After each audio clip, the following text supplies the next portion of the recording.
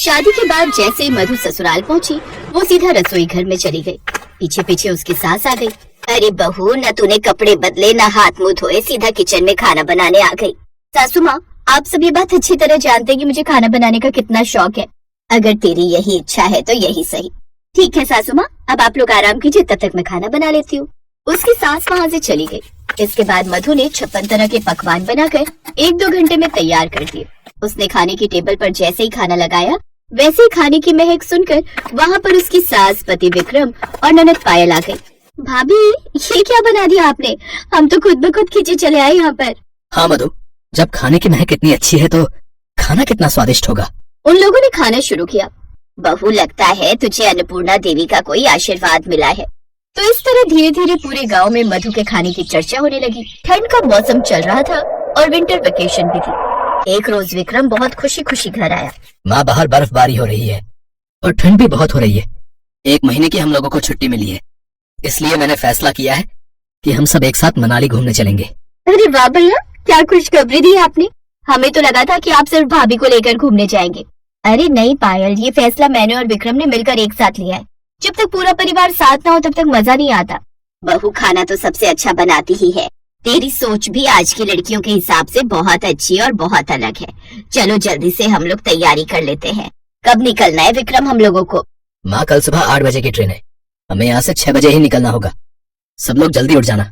अगले दिन विक्रम का परिवार सुबह बहुत जल्दी उठ गया और 6 बजे ही सारा सामान लेकर घर से निकल गया। वो लोग जैसे ही ट्रेन में बैठे, वैसे ही बहुत तेज बारिश होने लगी और हल्की हल्की बर्फ गिरने लगी, जिससे खिड़की से बाहर का नजारा बहुत खूबसूरत लग रहा था। पायल, ट्रेन के बाहर देखो जरा, ऐसा लग रहा है जैसे ये ट्रेन स्वर्ग में चल रही है। हाँ भाभी, क्या मस्त नजारा है। खैर, शाम तक वो लोग मनाली स्टेशन पहुँच गए। प्लेटफॉर्म पर उतरने के बाद विक्रम ने कहा, अब यहाँ से होटल तक जाने के लिए हमें मेट्रो पकड़नी होगी। अभी रास्ता यहाँ से बहुत दूर है, पहाड़ों के बीच से होकर जाती है वो मेट्रो। फिर तो बड़ा मजा आएगा। विक्रम अपने परिवार को लेकर सीधा मेट्रो स्टेशन पहुंच गया। वहाँ पर बहुत भीड़ थी क्योंकि बहुत सारे कपल वहाँ पर आए हुए थे। माँ, आप लोग यहीं रुकना, कहीं जाना मत। मैं अभी टिकट लेकर आता हूँ। भीड़ बहुत है, कहीं इधर उधर हो गई तो मैं आपको ढूंढता ही रहूंगा। यहाँ पहाड़ी इलाका है, नेटवर्क भी नहीं मिलता जल्दी। बेटा, तू फिक्र मत कर, हम सब तुझे इसी जगह मिलेंगे। विक्रम जल्दी से टिकट लेकर उसी जगह पर आया, लेकिन वहाँ पर उसका परिवार मौजूद नहीं था।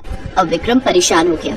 मैंने इन लोगों को साफ साफ बोल दिया था कि यहाँ से कहीं मत जाना, लेकिन ये लोग मेरी कभी बात नहीं मानते। कहाँ ढूंढूं मैं इन लोगों को? विक्रम अपने परिवार को वहीं पर आसपास ढूंढने लगा, लेकिन वो कहीं नहीं मिले। काफी देर ढूंढने के बाद वो थक कर उसी जगह पर बैठ गया। तभी अचानक पीछे से किसी ने हाथ रखा उसके कंधों पर। विक्रम ने जैसे ही पलट कर देखा तो उसका पूरा परिवार खड़ा था। अरे कहाँ चले गए थे आप लोग? मैंने आप लोगों को मना किया था ना यहाँ से कहीं जाने के लिए। अरे आप गुस्सा मत कीजिए, हम लोग यहीं पीछे छिपे हुए थे, बस आपके साथ थोड़ा सा मजाक कर रहे थे और कुछ नहीं। इतने में वहाँ पर मेट्रो ट्रेन आ गई। विक्रम भी किसी तरह अपने परिवार को लेकर उस मेट्रो ट्रेन में बैठ गया और ट्रेन चलने लगी। मेट्रो ट्रेन के अंदर से बाहर का नजारा बहुत खूबसूरत लग रहा था क्योंकि बाहर बर्फ के पहाड़ थे। भाभी, ऐसे बर्फ के पहाड़ मैंने सिर्फ फिल्मों में ही देखे हैं। पायल, ये कोई ऐसी वैसी जगह नहीं, बल्कि मनाली है। और ठंड के मौसम में यहाँ ऐसे ही पहाड़ों पर बर्फ जम जाती है, जो देखने में बेहद खूबसूरत लगती है। ट्रेन चलती जा रही थी। सभी यात्री यात्रा का आनंद ले रहे थे। ट्रेन पहाड़ के बीचों बीच चल रही थी। तभी अचानक बर्फबारी इतनी तेज हो गई कि ट्रेन की पटरी पर भी बर्फ जम गई, आसपास भी बर्फ जम गई। आप सभी यात्रियों के लिए मुझे खेद है कि ट्रेन मुझे बीच रास्ते में रोकनी पड़ी, क्योंकि इसके अलावा कोई रास्ता नहीं बचा मेरे पास। सामने बहुत ऊंची ऊंची बर्फ जम गई है।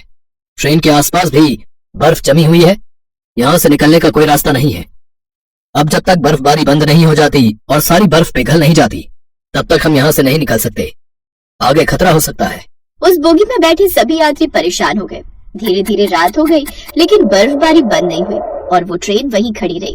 भाभी, दिन से रात हो गई, हम कब तक यहाँ खड़े रहेंगे? पायल, हमारे हाथ में कुछ भी नहीं है। अगर ये ट्रेन आगे बढ़ती है तो ट्रेन का एक्सीडेंट हो सकता है, और वैसे भी ट्रेन आगे बढ़ ही नहीं सकती जब इतनी मोटी मोटी बर्फ की परत जम गई है। ऐसे ही धीरे धीरे 2 दिन बीत गए, लेकिन न बर्फबारी बंद हुई, न वहाँ पर कोई उनकी मदद करने पहुँच पाया, क्योंकि वो जगह ही कुछ ऐसी थी। सभी यात्री परेशान होने लगे। पता नहीं किसका मुंह देखकर हम लोग मनाली घूमने निकल आए थे। 2 दिन से बिना खाए पिए हम लोग यहाँ फंसे हुए हैं। अरे अब किया भी क्या जा सकता है बहन जी, यहाँ तो खाने पीने का भी कोई इंतजाम नहीं है। वो वाली ट्रेन होती तो हमें खाना मिल जाता, मेट्रो में तो खाने की कोई व्यवस्था भी नहीं होती। उन लोगों की बातें मधु और उसका पूरा परिवार सुन रहा था। तभी अचानक मधु ने अपना एक बड़ा सा बैग खोला जिसमें एक छोटा सा स्टोव था और खाना बनाने का ढेर सारा सामान भी था। सभी यात्री ये देखकर हैरान हो गए, खास तौर पर उसकी सास। अरे बहू, ये तो वही स्टोव है ना जो तुझे दहेज में मिला था। ये तू यहाँ लेकर क्यों चली आई? और इतना सारा राशन तूने भर लिया, वो भी बिना हमसे बताए। सासू माँ, आप तो जानती हो मैं खाना बनाने के लिए कितनी पागल हूँ, इसीलिए ये सारा अनाज और ये छोटा सा स्टोव मैंने रख लिया था। सोचा था मनाली जाकर हम लोग खुद का बनाया हुआ खाना खाएंगे, क्योंकि वहाँ पता नहीं कैसा खाना मिल जाए हमें। लेकिन अब लगता है कि मेट्रो ट्रेन में ही मुझे खाना बनाना पड़ेगा, क्योंकि सभी लोग भूखे हैं, किसी ने भी 2 दिन से कुछ खाया नहीं है। बहू, कोई कुछ भी कहे, लेकिन ये तुमने बहुत अच्छा किया। हम सब भी तुम्हारी मदद करेंगे। कम से कम भूखे मरने से तो अच्छा ही है। आज तुम्हारी वजह से हम सबकी जान बच जाएगी। भाभी, अब जल्दी से हम लोग मिलकर खाना बनाते हैं। पायल और मधु ने जैसे ही खाना बनाना शुरू किया, वैसे ही सभी यात्रियों की भूख और बढ़ने लगी। उनमें से एक यात्री ने कहा, बेटा, ये क्या बना रही हो तुम? खाने की ऐसी खुशबू हमने आज तक महसूस नहीं की। जब इसकी महक इतनी अच्छी है तो खाने में कैसा होगा? अब मुझसे तो कंट्रोल ही नहीं हो रहा। आप लोग बस थोड़ा सा सब्र कीजिए, बस थोड़ी देर में खाना बनकर तैयार हो जाएगा। और वैसे भी इस बोगी में है ही कितने लोग? ज्यादा से ज्यादा 20 लोग होंगे। सबके लिए भरपूर खाना है। थोड़ी देर बाद मधु ने पूरा खाना बना लिया और उसने सभी को खाना दे दिया। 2 दिन से उन लोगों ने खाना नहीं खाया था, इसीलिए सब जल्दी जल्दी खाना खाने लगे। बहू, सच में ये खाना तो बहुत स्वादिष्ट है। अगर तुम इतना सामान लेकर नहीं आती तो हम सबका क्या होता। दिल से दुआ निकलती है तुम्हारे और तुम्हारे परिवार के लिए। मधु, आज तुम्हारी वजह से हमें इतने सारे लोगों की दुआएं मिल रही हैं। माँ आपने मेरे लिए इतनी अच्छी लड़की ढूंढी, थैंक्स। मेरा कोई भी फैसला गलत नहीं होता बेटा, चुपचाप खाना खाओ। वैसे भी भूख के मारे तो मेरा सर घूमा जा रहा है। तो इस तरह बातें करते करते पूरी बोगी में मौजूद सभी यात्रियों ने खाना खा लिया। तब जाकर उन्हें थोड़ा सुकून मिला। कुछ घंटे बाद बर्फबारी बंद हुई। अगली सुबह तक ट्रेन की पटरी के सामने से सारी बर्फ पिघलकर खाई में चली गई और ट्रेन एक बार फिर से चलनी शुरू हो गई। भगवान का लाख लाख शुक्र है कि कम से कम रास्ता तो क्लियर हुआ। वो मेट्रो ट्रेन प्लेटफॉर्म पर पहुंचने वाली थी, इसीलिए सभी यात्रियों ने मधु से उसका नंबर मांग लिया। बेटा, इन सबको तुम अपना नंबर दे ही दो, लेकिन मुझे तुम स्पेशली अपना नंबर दे दो। मेरा बहुत बड़ा होटल है। अगर इस खाने की रेसिपी हमें बता दो तो हम तुम्हें लाखों रुपए दे सकते हैं, या फिर तुम हमारे होटल में काम भी कर सकती हो। ये सुनकर विक्रम, उसकी माँ और पायल को मधु पर बहुत गर्व महसूस हुआ। उसने सभी के साथ साथ उस होटल के मालिक को अपना नंबर दे दिया। थोड़ी ही देर बाद प्लेटफॉर्म आ गया और सभी लोग मनाली घूमने लगे। लगभग 1 हफ्ते बाद विक्रम का परिवार मनाली घूमकर वापस अपने घर आ गया। तभी होटल वाले का फोन मधु के पास आया। मधु जी, मैं वही मेट्रो ट्रेन वाला यात्री बोल रहा हूँ। मैंने आपको अपने होटल के बारे में बताया था ना। कल आप अपने पति के साथ मेरे होटल में आ जाइए। मैं आपको अपना एड्रेस मैसेज कर देता हूँ। मधु अपने पति के साथ होटल पहुंची। बातचीत करने के बाद अगले दिन से मधु ने होटल ज्वाइन कर लिया। होटल में मधु मेट्रो में खाना बनाने वाली बहू के नाम से फेमस हो गई।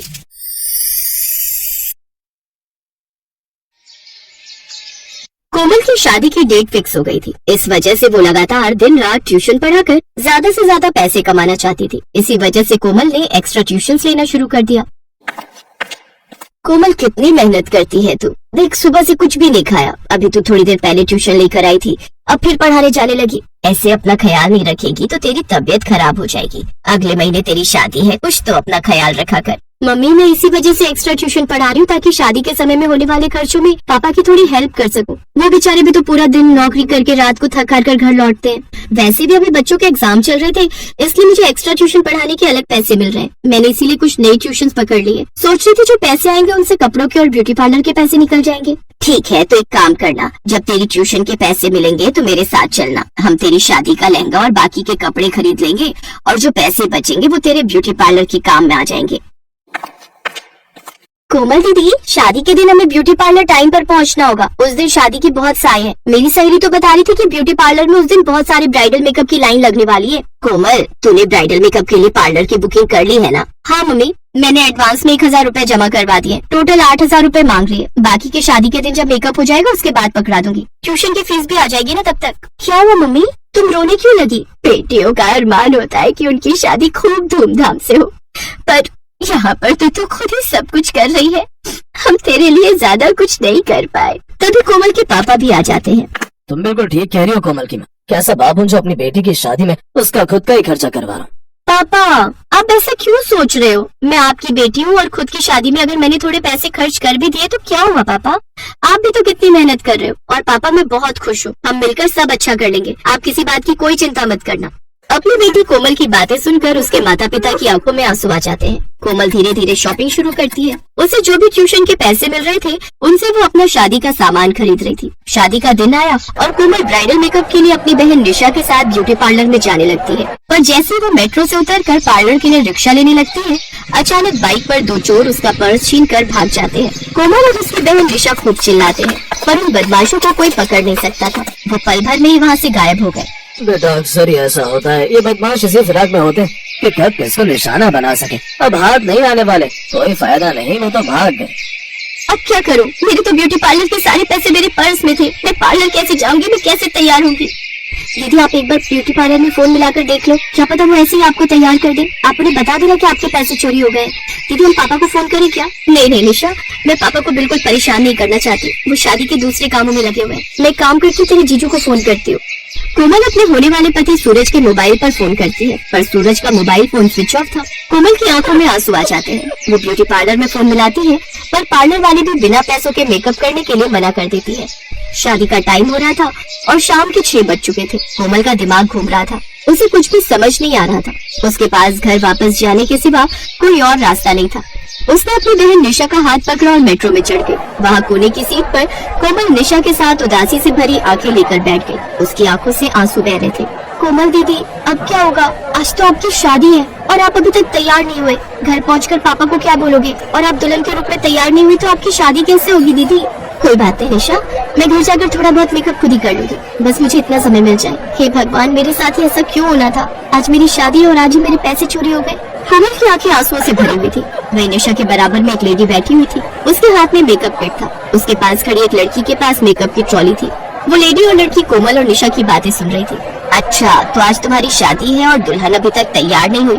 जी हाँ, मेरी शादी है आज, पर हमने सब सुन लिया है। टेंशन मत लो, मैं एक मेकअप आर्टिस्ट हूँ। मेरा नाम शोमा है और ये मेरी सिस्टर शीना। मैंने सोशल मीडिया पर आपका बहुत नाम सुना है। आप तो मशहूर मेकअप आर्टिस्ट शोमा शीना हो ना? हाँ, हम दोनों रियल सिस्टर्स हैं। शोमा दीदी और मैं ब्राइडल मेकअप करके ही वापस लौट रहे थे।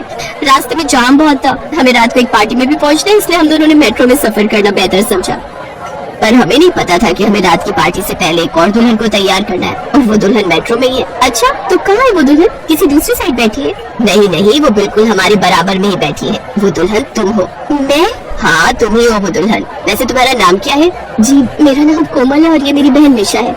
मैम, आप मेरी दीदी का मेकअप करोगे? दीदी इनसे मेकअप करवाने के लिए तो पहले से अपॉइंटमेंट लेना पड़ता है। आप कितनी लकी हो, आपका मेकअप यहाँ की बेस्ट मेकअप आर्टिस्ट शोमा शीना करेंगी।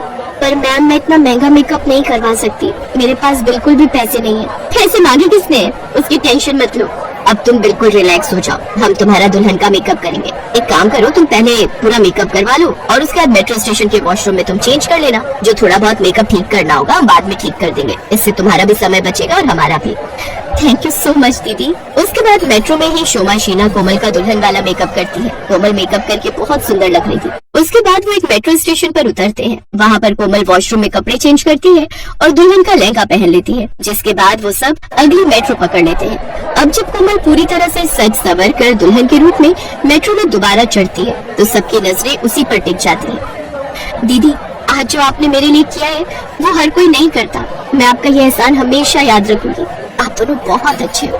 बस बस बस, अब आंसू नहीं आने चाहिए आंखों में, वरना हमारा इतनी मेहनत से किया हुआ मेकअप आंसुओं में धुल जाएगा। अब तुम सुबह विदाई के समय रोना, अभी तो मुस्कुरा दो, मुस्कुराने से मेकअप और निखर कर आएगा। चलो, अब हमारा स्टेशन आ गया, तुम भी आराम से घर जाना। और हाँ, मैंने तुम्हें अपना मोबाइल नंबर दिया है, अपने सारे फोटोज शादी के हमें सेंड कर देना। हमें तो दिखाएंगे कि हमारी एक कस्टमर हमें मेट्रो में मिली थी, हमने मेट्रो में दुल्हन का मेकअप किया था। हाँ, मैं आपको सारी फोटोज और वीडियोज भेज दूंगी। कोमल और निशा शोमा शीना को बाय करती है। कुछ देर बाद उनका भी स्टेशन आ जाता है। निशा ने तो जाते से ही अपने मम्मी पापा को सारी कहानी सुना दी। कोमल के मम्मी पापा शोमा शीना को बहुत दुआएं देती हैं। उस दिन कोमल दुल्हन के रूप में सचमुच बहुत सुंदर लग रही थी। कहते हैं दुनिया में ऐसे बहुत से अच्छे इंसान होते हैं जो हमेशा जरूरत पर मदद के लिए आगे आते हैं, तभी तो ये इंसान भगवान के फरिश्ते कहलाते हैं।